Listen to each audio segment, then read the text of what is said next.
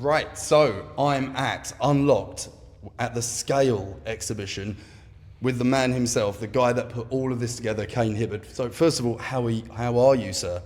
I'm still coming down off the high after finally launching this thing after 12 years.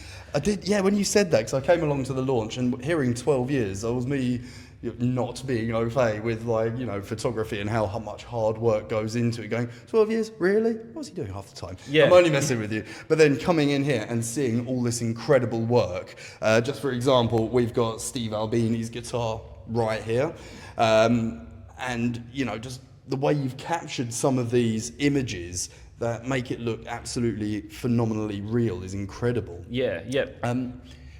Anyway, I'm just constantly talking. Oh, this is about you. I actually want to start almost right from the beginning. So, when did you actually discover photography, something that as your art form? I mean, I kind of, as a kid, I had a point and shoot camera, and I always loved running around. It was just a 35mm thing, taking photos. And that kind of lay dormant until in my 20s, I got a job where I was traveling a lot. And I was always by myself, so I had a point and shoot camera that I would use to just walk around and take photos. And from that, I kind of got into actually how do I take these photos that I'm seeing? So I sort of bought a DSLR and learnt how to use a camera. And then my love of music kind of, the next natural progression was I should go to a gig and take a photo. And so I did that and just started then shooting gigs. And progression to then people started liking my photos and I started to get invited to gigs, started doing some portrait work, and all of a sudden it turned into a job. It wasn't meant to be a job, but here we are. Amazing. Yeah. So I always got to ask this question when something, people's dreams like this, something that you wouldn't expect to become a career, became a career. What do you think you'd be doing if you hadn't been this, essentially? I'm always fascinated by this, a sudden twist of fate. You know what? I always wanted to be a truck driver because I like driving, and I'm kind of lucky with this project. I did a lot of driving, traveling around, getting to different places, and I really like getting from A to B in the quickest time possible. So you're like, foot down, get there, forget about all that. That stop doesn't look interesting. You don't care about that. No. You only you eat when you pee, and that's it. I love your logic there. Now, what brought you to this specific exhibition? Like, what was the spark when you said guitars? Forget about the artists playing to, shooting live and things like that. Yeah. Because when I first heard about this, I was like, guitars? Just guitars? Where's the action shots and stuff like that? Yeah. And when I came in and just saw how realistic you made them look, what made you go, I want to shoot the guitars? And I'll be honest, how did you manage to bring out the personalities of them so well? Yeah. Well, I was on tour with The Living End, which is an Australian sort of rock band. Love that band. And I was going through the photos at the airport with the drummer, and we were just having a look at them, and we were commenting on all the detail in Chris Chaney's Gretsch. Around all the pickups, it was green, and the dints and scratches. And Andy, the drummer, made a comment, oh, you should do a book about this. And I was like, well, there's been plenty of books about guitars, but that idea stuck with me. How do I show, because I get to get up close and personal with the guitars, how do I show everyone else that? And I eventually come up with the concept of shooting them full size so that it would look like you're in front of the guitar. And for most people, unless you're a guitar tech or a photographer, it'll be the closest you'll ever get to the guitar is looking at some of these images. So it was designed from the word go to be shot on a medium format camera to capture the detail, and printed life size. Cool. And then the shadow obviously helps give that 3D dimension, and then when they're lit here, that shadow, because of the light, it almost tricks you into thinking that light is casting that shadow. So it's a great effect. Yeah. So I want to know, who was the first guitar? Who was the first one that you actually shot? And how did this all begin from that point on? Yep. Because, you, as I said, just walking around here, I think there was Billy Joe Armstrong's guitar, and he brought that out at a download that I've just been to. Yep. And I was like, that can't be the same guitar. And I was trying to mentally match it. I was like, it bloody looks like it, but well, I was very far back. But how did you get from, I suppose, the thought process, getting the first one done, and then moving forward? 12 years of your life is a lot of commitment. Yeah. Well, I mean, it was never meant to take 12 years. And I just started it. It was an idea that I had, and I'd spoken to so many people about it, and friends, and everyone always said, yeah, it sounds like a good idea. So I decided I either had to shut up about it or just start it. And Typical nut up or shut up type thing. Yeah. And I literally just started, and I started shooting the guitars of people that I knew. And so the first one that I shot was Ross Knight from the Cosmic Psychos. Yep. And every guitar would always lead to another guitar. So I would shoot a guitar, and then either the artist or maybe the guitar tech would suggest, oh, you should shoot this guitar or that guitar. And that's been the beautiful thing about this project, is the willingness for people to help, because everyone knows someone with a guitar, and everyone just wanted to see, a cool story or a cool guitar. And I've shot over 300 guitars now, so this is just 100. This is a curated version of the 300. It just kept on going, hence the amount of time that it took to get here. But now that we're here, it's I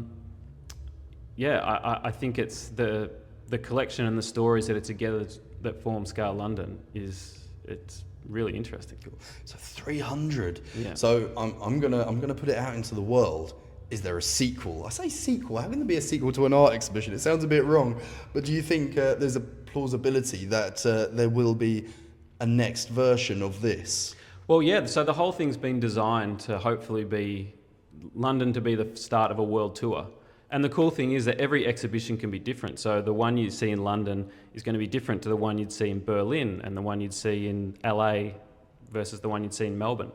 So what you're saying is I'm going to have to buy plane tickets now. Yeah. But they will be all pulled together in the book. Yeah. So there will be a book maybe in the end of 2026. But we've just got to see, because there's a couple of white whales out there that I'd still like to photograph. So we'll see if I can get them in before we close the chapter. So, I mean, I believe at this venue, it's going on until August? August 31st, yeah. August 31st.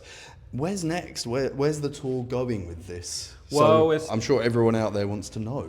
Well, we're still in the early days yet, so I can't actually give you a confirmation.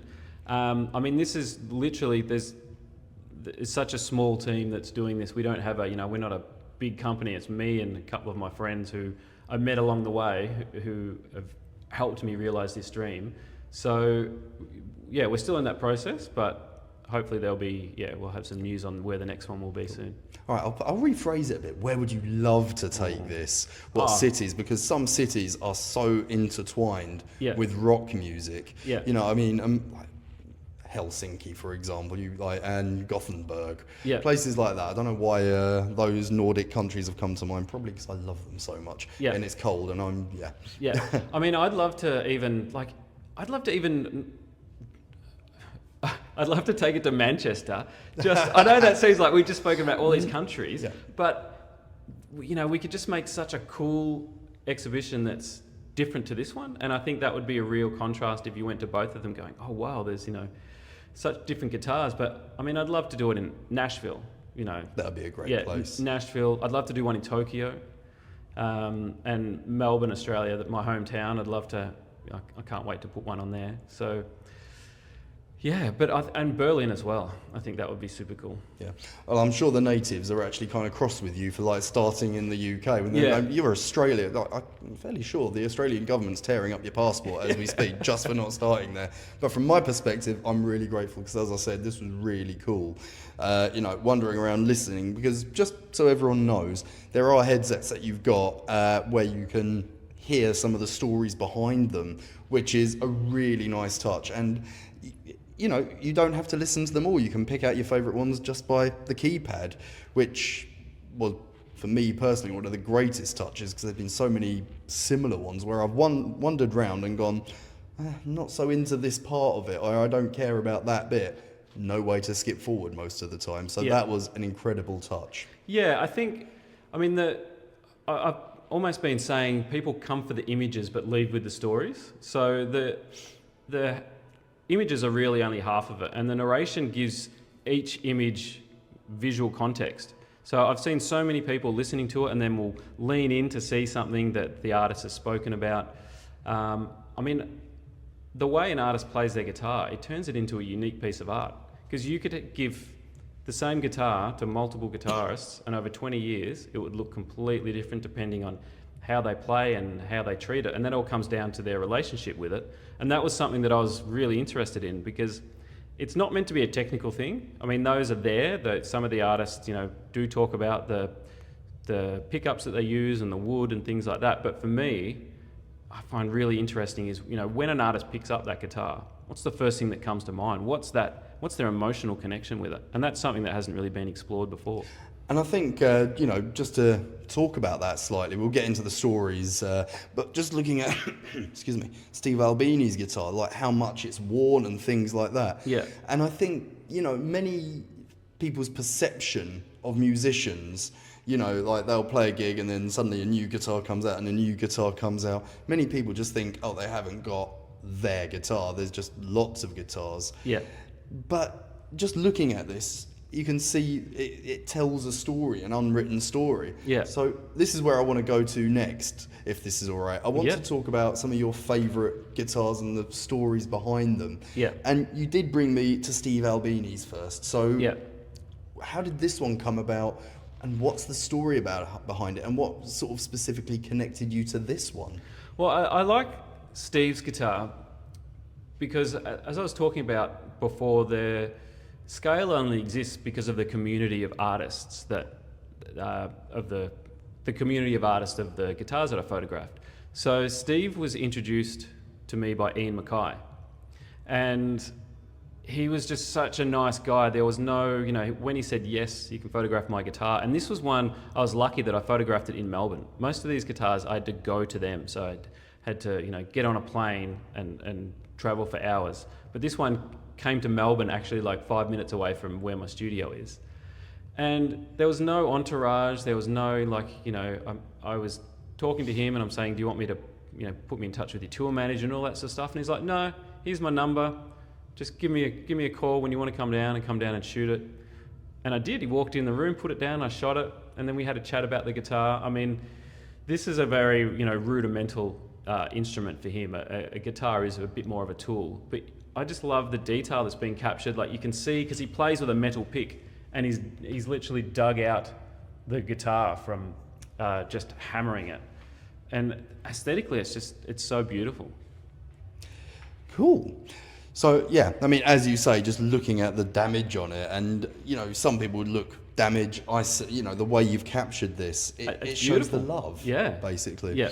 So let's move on to another guitar. Who would you like to go to next? Glen Hansard, because again, that's all part of this story of community. So Steve Albini introduced me to Glen Hansard, and I actually had never heard of Glen, which is criminal. And I went to his house in Ireland and shot his guitar, and he was another one that was just so loving and welcoming. And that was one of my favourite experiences, because shooting a guitar takes about 2 hours. But I ended up spending like 3 or 4 at Glen's house, and I had some lunch with him, and he was telling me stories, and I was telling him some of my stories, and it was Is he a good cook? That's the number one thing. Well, it was an egg sandwich, and it was lovely. It was farm fresh. It was really good. It was really good. Cool. Well, I'll tell you what. Let's go over to Glen's guitar and you can talk me through a little bit of it. Yeah, cool. Awesome. So this is Glen Hansard's guitar. Am I saying that right? I was very fearful. I've said people's names wrong. Oh man, I've got 300 of those, which I'm always like, I really hope I'm pronouncing that name right. At least someone else that has that, because the amount of times I've just gone like, is it this or is it this? Yeah. I'll tell you one of my stories actually. It all stems from chatting to Aaron Lewis from Real Big Fish, and I was like, so I'm joined by Aaron. He was like, it's Aaron, and I was like, American. So anyway, again, I keep going off. This is about you. So Glen Hansard's guitar. How did this one come about, and what was it like? You've already mentioned, sitting down, having an egg sandwich with him. Yep. And I suppose that almost humanises it in a weird kind of way. The one thing that I had to keep telling myself during the project is that the exhibition, is the goal. But the exhibition's going to be such a short part of the journey. It's everything, it's the years and years of work throughout the whole thing. So every time I was shooting an artist, I really tried to be present and take in that, even though it's a stressful situation and sometimes you kind of just want to get it done, you make sure you don't mess it up. This is what scale is all about. It's the journey and it's your life. This is how you're choosing to spend it. So, yeah, Glen was so welcoming when I went to his house. And, from meeting someone who you've never met before and them being so warm, it just is a magical experience. Cool. And so you can see the guitar here. This is one of his first acoustic guitars, and it's called the Horse because it's obviously been a workhorse, and then it generally got known by the horse. And that hole that's been worn in there, I just think that's so beautiful. It's reminiscent of Willie Nelson's Trigger. Yeah. Now, this is one night when I remember walking around before, looking at this one and going, did he still play that after the hole appeared? And do you know if that's the case or not? Because that must have changed everything in the sound. Well, yeah, I mean, it does. I mean, you would assume that it does change the sound, but it obviously doesn't change the sound in a detrimental way to the guitar. So, yeah, he still plays it. He doesn't tour it as much because it's so valuable to him. Because these guitars were shot over a long period of time, it's kind of like an archive of the guitar at a certain point in time, and then how the artist is feeling about the guitar at a certain point in time. So when I spoke to Glen about this in 2019, he wasn't touring it anymore, but he was pulling it out for local shows. Like if he could take it in a case in a car, he would play it. But if he had to put it on a plane, probably not. And I just think that's one of the harder things about this project is that the guitars didn't tour always. So I couldn't just wait for them to come through Australia. Often I had to go to them. And you can see the other cool thing about this is the strap. So Glen did a show with Bob Dylan one night and Dylan's guitar tech gave him that strap. And so that's the cool thing, like listening to the narration, you would just go, oh, that's a kind of a cool strap. But it has meaning because that's, something that reminds Glen of that show. And it's a fond memory. Cool. So I want to go and look at one or two more. If it's all right, I'm going to make a special request for the last one. Yeah. But before we do that, what's the next one you're going to take us to? I think because I'm a huge Metallica fan, I think Kirk Hammett. That's where we need to go. Let's go. All right. So the next guitar we're looking at is Kirk Hammett of Metallica. And I have to say, I'm going to step back just so everyone can get a glance of this. This is really unique to me, and I'm fascinated by the story behind this because, again, like this one, when I first saw it, I was like, looks very clean, this, that, and the other, and then moving in, I could see the damage and the love to it, and especially on the back there as well. Yeah. So what's the story behind meeting Kirk and, I suppose to, people like me, Kirk Hammett is very much the untouchable, if that makes sense. He is in the realms of rock god. So I'm fascinated to learn the more human element of this. I mean, the story. So yeah. So this was one where I was in America, and for some I'd shot Brian May's guitar 2 or 3 years ago, and for some reason I just had this memory of his tech going, oh, I'm really good friends with Justin, who's Kirk Hammett's tech. And I'm like, I'm just going to send him a message saying, I'm in LA, And literally within 48 hours, he sent, the emails went back and forwards. All of a sudden, it's like, yep, Kirk's in. And I'm like, wow, that's too easy. And yeah, so when they suggested which guitar, it was either this guitar or Greenie, which is the other famous guitar that Kirk's playing, which was Peter Green. And I thought, well, yeah, the Les Paul's great, but this guitar is what, makes Kirk. Like, this is his playing that's created the style of the guitar and all that. So we went with this one. And I didn't actually meet Kirk, but they did suggest, they're like, we can either shoot it in LA or San Rafael, which is where Metallica headquarters is. And I'm like, I'm going to Metallica headquarters because I'm a huge Metallica fan. And so I got to go to the jam room, and it's like Metallica Museum. So they've got, the drum kit sits in front of the old Ride the Lightning stage banner, and there's kill 'em all, kick drum skins around, or bass drum skins around, and it's just cool. Like, it's literally a Metallica fan's Nirvana. Cool. And yeah, so I got to shoot the guitar, and then I spoke with Kirk. I did a phone interview with him, and he's just, I think I spoke to him for like 40 minutes. He's such a generous guy. And so this guitar, Kirk has obviously plays many different guitars, and some of them have graphics on them. The Ouija board one is a famous one. But this, there's no signature models of this. He actually owns the right to the Karloff, the graphics. And he wants to keep this guitar for himself. So he's got 2 or 3 different models. He's got a backup, and he gave one to his guitar tech. But this is his main one. So he's been playing this for over 20 years, and it's the guitar that he plays on stage the most. And Enter Sandman is his, he talks about, for a guitar, for a song that huge, you got to have the best sounding guitar. And even in the studio, they A/B this with his other guitars, and this one always comes out. So as you were saying, when you get up close, you can see where all the decals coming away from the pick guard and the pickups, and all the scratches and things. So yeah, if you're a fan and you see that on stage, it probably looks like it's in good condition. But if you're one of the lucky ones who can get up close to it, and again, this is what this project was all about, showing the detail of these guitars like you're in front of it, you can actually see that, it's lived a life. Yeah. I mean, as I said earlier, I think that's one of the beauties of this particular exhibition. As I said, I went to download, I've seen all these, possibly some of these guitars that existed, here and on stage. Yeah. And as you say, from a distance, they almost look pristine. And being up close and personal, it literally feels like you can take it off the wall. It's so incredibly well done. There's a funny story from the opening night. Bruce Welsh from The Shadows was looking at his guitar, and he went in and he was talking about how you can almost grab it, and his depth perception, like he actually hit the glass. Like it's incredible. Even I'm still blown away by it, and I've looked at these things for hours. Amazing. Yeah.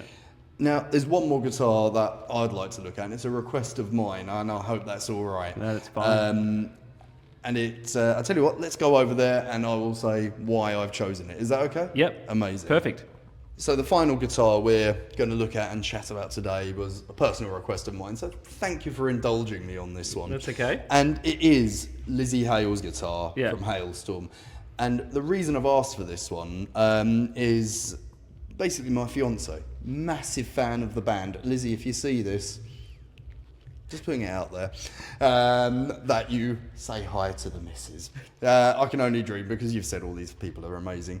But when we got engaged, her engagement ring basically has one of Lzzy Hale's guitar strings wrapped into it. And for me and the partner, when we first came here, we looked at this, and the connection that me and her have to this was very much, I wonder if that string was ever on this guitar. And that sort of really spoke to me. So I'd love to hear some of the stories behind this one. And again, because on stage, they all look so pristine. And this one, even some of the, the bits around here, it just, you said about the glass, and I've just done exactly the same thing because of all of that. It just, you can see how much it's loved. And it all, the weird thing is the brown part here kind of makes me think it's got a very 80s feel to it, when everything was beige. Yeah. But it still looks so beautiful. So I guess over to you. How did this one come about? And, what was it like, shooting Lzzy Hale's guitar? Yeah, well, this was one, this guitar was white. So you forget that it's, it looks yellow now, but that was as white as the background. And this was one where I had to try and get Lizzie on tour, because Hailstorm are always on tour. They are. Yep. So I was in Nashville at the time, and it was a couple of days drive. I can't exactly recall where it was, but anything to me, if it's within 12 hours, that's an easy drive. It's an easy, not a problem to get there. Based on what you said to me, that 12 hours probably more like 6. Still obeying the speed limits, just for the record. But, that looks nice, I'm not stopping. Yeah. So I went to the gig and I shot it just after sound check. And yeah, it's again, when you can get up close, you can start to see all the cracking of the guitar, of the paint, and all, buckle rash on the back, and you can, just the dints and scratches. And, Lizzie, one of her first guitars when they got signed, she bought herself an Explorer. And then a few years later, Gibson come knocking at the door and said, "Do you want a signature model?" And even Lizzie talks about looking over her shoulder going, "Is there someone else over there? You're asking me?" So this is her very first signature model, her very first guitar, and she's been playing it for, I think it's 12, 13 years now. And, she talks about when she's about to go on stage, and then she's standing there and a guitar tech puts this guitar over her neck. She talks about, even if you're having a bad day, if she hasn't been feeling it, whatever else has been going on in her life, as soon as she puts this guitar on, she's not the Lzzy Hale that walked to the stage. She's now the Lzzy Hale that has this guitar on that can fucking do anything she wants. And she just goes out there and for the 2 hours on stage, forgets about everything else. And I just think that, picking up a guitar and allowing that to transform your day, a lot of guitarists talk about a guitar being, home or, freedom, and it's just, when they've got it in their hand, it transforms them. And I just think that relationship an artist has with their guitar is so beautiful that it allows them, that no matter what she's going through, this guitar is going to get her through the day. Cool.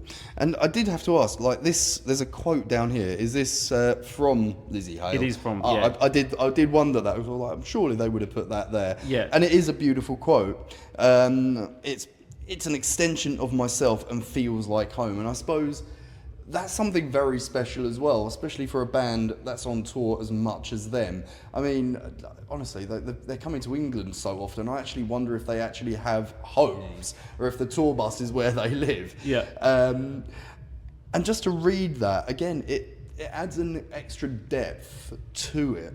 So, yeah, I don't know where I'm going with this because I keep getting in awe of all of these incredible photos. I mean, I used to play guitar 20 years ago, and so I've got the smallest amount of stage time, that doesn't compare to anything that these artists play. But I can imagine, when you're doing that every night and, you're tired and you don't know what city you're in, putting the guitar on that feels like home, that you want to feel comfortable. You don't want to feel foreign, and that would be, the guitar, it would feel like home. You feel like as soon as you put it on, you know where the chords are, you know what's going on, you know what it's going to sound like, and it's the confidence just to get out there and do it.